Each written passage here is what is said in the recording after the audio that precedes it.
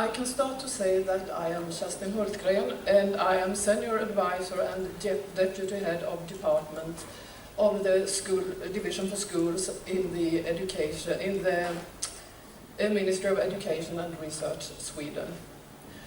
And first of all, I need to tell you that we 2 weeks ago had a general election in Sweden. So we have soon a new government with a social democratic prime minister, and my presentation therefore reflects on our policies so far and what we have done so far. Yeah, yes, it's the right one. And why are we, the Swedish ministry here, in the European Policy Network on School Leadership? Yeah, principals and school leadership are crucial for school development and student outcomes. They are also essential for favoring conditions for learning, and there is always a need of sharing experience with and learn from other countries and other professions. In this session, we are invited to discuss one or more of the 5 themes that EPNoSL's work so far has focused on, namely autonomy, accountability, distributed leadership, policy response, and educating school leaders for equity and learning. No? This one. Yeah. And my presentation will set out from 3 of them: accountability, distributed leadership, and educating school leaders, all for equity and learning. And now the next one. Accountability is very important and emphasized, of course, but not easy in our school system. Sweden has a highly decentralized school system with 290 municipalities and approximately 900 independent school organizers. The principal's role has been strengthened in the Education Act, which came into force in 2011, and the principal is mentioned 111 times in different paragraphs, and there are about 15 specific responsibilities directed to the principal in the national curricula. And it's therefore I use the word principal and not school leader, which can be understood as a school leader more in general. The principal's responsibility for all students' right to education, equivalence, and possibilities to reach the knowledge requirements is highlighted, as well as the principal's responsibility to help and arrange support for students in need of such support. It's, of course, essential components when we are talking about equity and learning and improved student outcomes. However, the responsibilities shared in some meaning.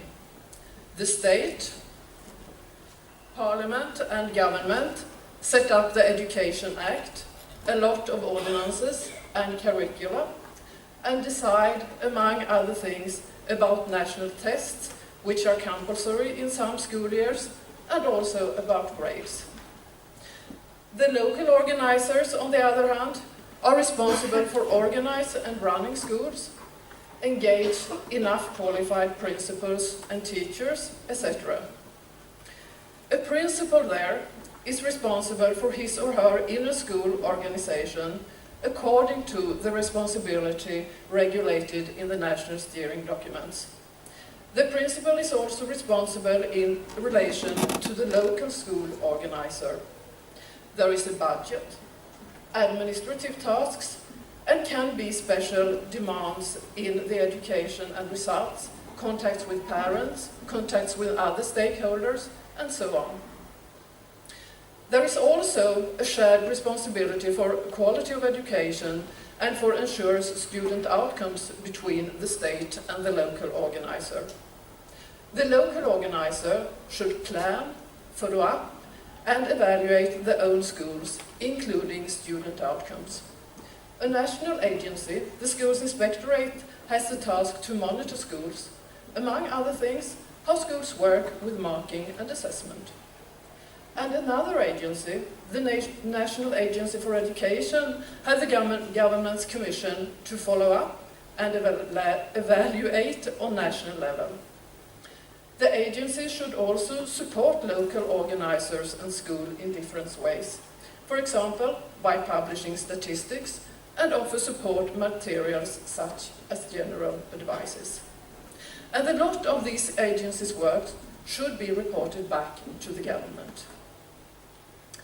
In fact, the local organizer, in practice, often the principal, has a great responsibility to follow all steering documents, national and maybe local, and to give good conditions for students to achieve better and better outcomes.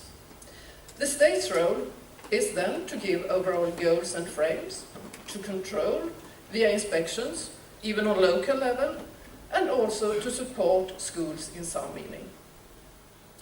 And to further strengthen the principal in his or her role, not least the pedagogical leadership, the government has, in April 2014, set up an inquiry for study the principal's work situation with the vital purpose of increasing student outcomes. The inquiry should analyze how principals' responsibility, authority, and pedagogical leadership can be further strengthened, and the inquiry chair should also propose measures in such a purpose. And the inquiry chair is here. It's Professor Olof Johansson, whose institution also is a member of EPNoSL. Oh, you have already, yeah. Then we go to distributed leadership. It's stipulated in the Education Act that the pedagogical work within one school should be led and coordinated by one principal. But that rule doesn't mean that we are totally against distributed leadership. A distributed or shared leadership is partially possible if there are people in the staff who have sufficient competence and experience to fulfill and decide in separate tasks, if the Education Act doesn't say something else. This is a possibility for the principal to share the workload with other people, and also a possibility to think school leadership together.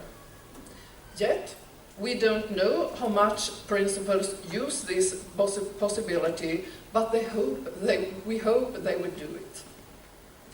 Of course, it's also possible, important and necessary to involve teachers, students and others in different decision-making processes. Everyone needs to be involved in the learning process so we together can work for better outcomes. And the last one, educating school leaders. And you have heard a lot on the National School Leadership Training Program yesterday when Jonas talked about it. So I don't have to describe the parts of it, you can see them there on the slide. But I can say that the program is delivered by 6 universities for 6 years. After a 6-year period, universities must apply for organizing the training program, and the same or new universities can be appointed by the National Agency for Education. With that system, the government wants to guarantee a high quality of the training program. It should not be possible to run the training in a routine way. After the educating school, now I said wrong things. After the National School Leadership Training Program, principals can go further and take a new course, the Program for Professional Development for School Leaders. It was in February 2011 the government took a decision to invest in a program for professional development for school leaders. You can call it the Principal Improvement Program. The background to the decision was that evaluations had shown that school leaders in Sweden were not sufficiently involved in the pedagogical discussions, and that the dialogue with the teachers about pedagogy, teaching and students' learning weren't good enough. The aim with the program is to develop the pedagogical leadership of school leaders. The program provides a deepness of study of relevant parts of the National School Leadership Training Program, which was described earlier and yesterday. And to conclude, or summarize in some meaning, it has often been said that teachers are key factors for students' learning, and yes, of course, they are. But school leaders are key factors on next level, to, in accordance with the national steering documents, and here is the state again, provide good conditions for students' learning, and also to support teachers in their job with the students. And I think you can agree that school leaders are key factors. Thank you.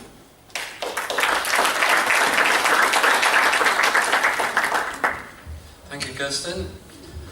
Any questions after that presentation? Anything that anybody wants to ask? Yes. I have to bring you this microphone. Oh.